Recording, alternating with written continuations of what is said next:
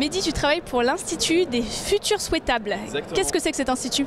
Institut des Futurs Souhaitables, pour le dire très vite, c'est aujourd'hui une organisation d'intérêt général qui est au service de la transition, qui met là-dedans un peu de poésie.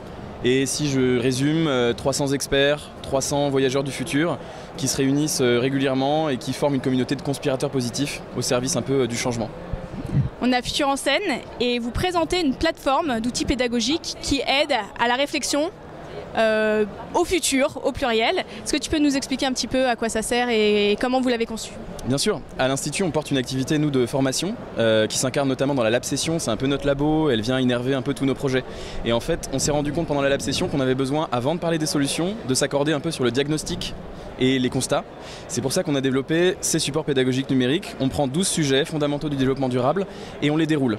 Et comme on est l'Institut des Futurs Souhaitables et a priori pas l'Institut des Futurs un peu pourris, on va dans chaque dernier chapitre de chaque support parler un peu des solutions.